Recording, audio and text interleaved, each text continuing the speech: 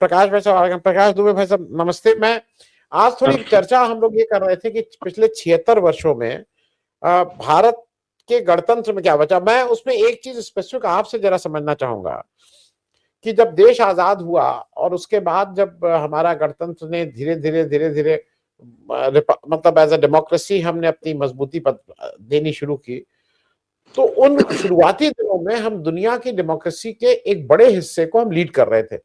बैंडुंग conference जब हुई उसमें नेहरू उसमें के सबसे प्रमुख और सबसे बड़े नेता के रूप में उभरे, और नेहरू ने एक 1964 अपनी मृत्यु तक दुनिया की सारी डेमोक्रेसीज को एक तरह से उसके सबसे बड़े ऊंचे कद्दावर नेता के रूप में थे। हमारा जो सबसे बड़ा हमारे पास ताकत थी वो हमारी डेमोक्रेसी और लोकतंत्र था। मैं उस दृष्टि से भी जरा आपसे समझना चाह रहा हूं कि भारत का लोकतंत्र और भारत की जो विभिन्नता थी, जिसको अंग्रेजों ने, बहुत से अंग्रेजों का ये था कि ये एक नहीं रह पाएंगे, उन सारे लोगों को झुटलाते हुए हमने अपनी उस विभिन्नता को अपनी ताकत बनाया था। आज हम कहाँ खड़े हैं, थोड़ा इस पे एक आपकी एक लंबे समय तक आपने देखा है, नॉट नेसेसरली एज अ पत्रकार but as a citizen of this country, आपको कहाँ लगता है कि हम कहाँ पहुंचे हैं? आगे बढ़े हैं, पीछे हो गए हैं, वहीं खड़े रह गए हैं, आगे ज्यादा सुनहरा है कि आगे ज्यादा मुश्किल दौर है? एक जनरल असेसमेंट है प्रकाश भाई। आप सबको नमस्कार। आपने बात की और चर्चिल की उस फप्ती को याद किया कि ये लोग तो राजकाज करना जानते नहीं हैं, ये थोड़े दिनों बाद बिखर जाएंगे। मुझे लगता है कि उसने तो फप्ती कसी थी। 75 साल बाद हम सारे लोग जो हैं, मेरे ख्याल से सभी लोग आजादी के बाद पैदा हुए लोग हैं, हम लोग अब ये महसूस करते हैं कि शायद हम चर्चिल को चरितार्थ करने के लिए कृतसंकल्प हो रहे हैं। आपने बांडुंग सम्मेलन की बात की। एक बहुत गरीब देश गुलामी से हाल में निकला हुआ था और उसके बावजूद उनको ये मालूम था कि ये लोग स्वाधीनता के संघर्ष से धुलकर आए हैं और इनके अपने सपने हैं, और ये सपने समता, समाजवाद और लोकतंत्र के दायरे में हैं। आज 2026 में शायद कुछ दिन बाद ही हम लोग जो है ब्रिक्स की कमान संभाल लेंगे, और इस ब्रिक्स की बांडुंग सम्मेलन से आप जब तुलना करेंगे तो हमें पता लगेगा कि इसका एक भी देश ऐसा नहीं है जो आपको सम्मान की निगाह से देखता हो। अपनी अपनी जरूरत के हिसाब से लोग आपको दोहरे हैं। हमने बहुत शोर शराबा किया था, बहुत ढिंडोरा पीटा था, और हमारा ढिंडोरा ये था कि हमने ब्रिक्स में इस बात का प्रस्ताव रखा है और कोशिश की है कि हम लोग एक दूसरे से अपनी मुद्रा में विनिमय करें, जिसको लेके आपको मालूम है, मैं तो उनके लिए एक विशेषण खोज लिया है और बार बार दोहराता हूं कि ये जो ग्लोबल गुंडा है जिसका नाम डोनाल्ड ट्रंप है, वो उसने आपको बाकायदा धमकाया है कि आप तेल नहीं खरीदोगे, आप डॉलर में लेन देन नहीं करोगे।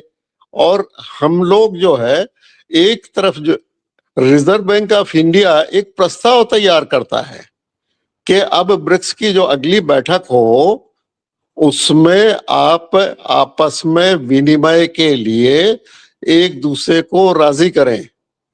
हुआ ये था कि जब कहीं से हमें तेल लेना था और अपनी जरूरत के हिसाब से, ये देखिए, हम इसी 26 जनवरी को हमने संविधान अपनाया था और हमें ये लग रहा था कि हम एक गणतंत्र के रूप में बिल्कुल बराबरी से दुनिया के सारे देशों से बर्ताव करेंगे। हुआ ये कि रूस को उस समय जरूरत इस बात की थी कि उसके पास मुद्रा है।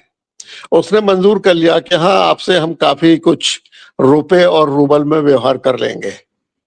अब हालत यह है कि वो आपका रुपया ले लेता है और उसी रुपये से आपको वो चीजें देता है। ये उसी तरह से है कि आपके घर में एक मेज है और 2 कुर्सियां हैं और आपका काम चल जाता है। वो कहता नहीं, भाई हमारे पास 2 अतिरिक्त कुर्सियां भी रखी हैं, ये भी तुम खरीद लो, तुम्हारे रुपए का इस्तेमाल हो जाएगा। और अब इस पे कोई बर्ताव नहीं हो रहा। बात है संविधान पर अमल करने की। अधिकांश देश ये समझ गए हैं कि भारत में जो उसकी प्रस्तावना है संविधान की, हम उसके प्रति बिल्कुल भी गंभीर नहीं है।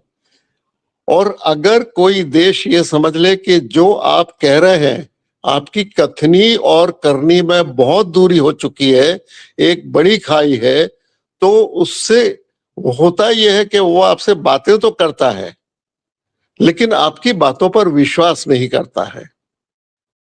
अभी हम अपने संविधान के मुताबिक आज बड़ी बातें करते हैं। 2023 को आप में से कोई नहीं भूला होगा जब इसी लोकसभा में करीब करीब 100 सदस्यों को लोकसभा के बाहर निकाल दिया गया था और 20 से ज्यादा विधेयक मर्जी से पारित कर लिए गए थे। हमारे संविधान ने तो कभी इस तरह की मंशा प्रकट नहीं की थी। दूसरी बात यह कि हमने बिना चर्चा के, और ऐसे लोग जिनका एक समाजवादी पृष्ठभूमि रही है, उन लोगों को आसन पर बिठाकर बिना चर्चा के हमने किसानों के आंदोलन की अनदेखी करते हुए और उन पर एक कानून लादने की कोशिश की। लेकिन किसानों ने साहस दिखाया, धैर्य दिखाया, अपना बलिदान दिया।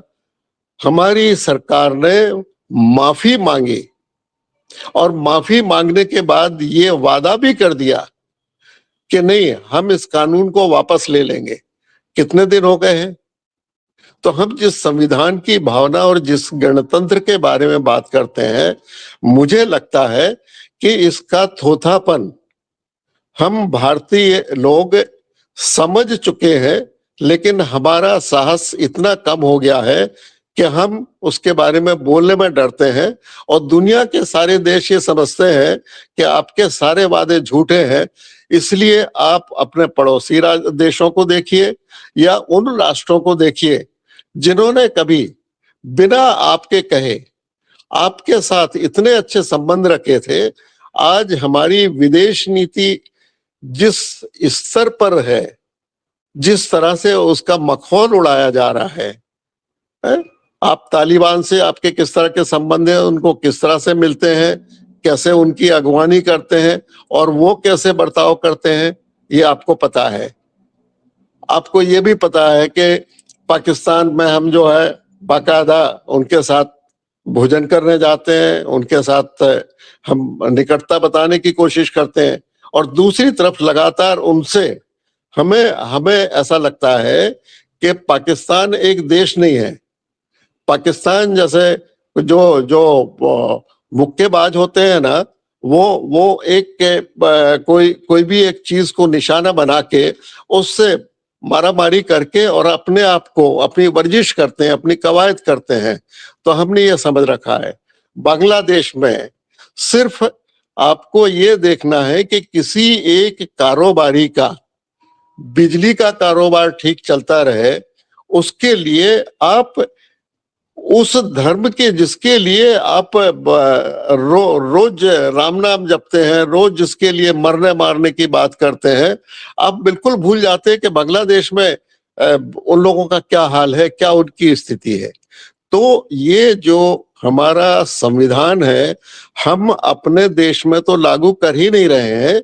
इसका दूसरा पक्ष जो मुझे ज्यादा दुखद और ज्यादा भयानक लगता है, वो ये है कि दुनिया का कोई भी देश इस बात पर विश्वास नहीं करता है कि आप दुनिया के एक सबसे बड़े गणतंत्र के रूप में अपने संविधान के आधार पर अपनी सरकार चला रहे हैं।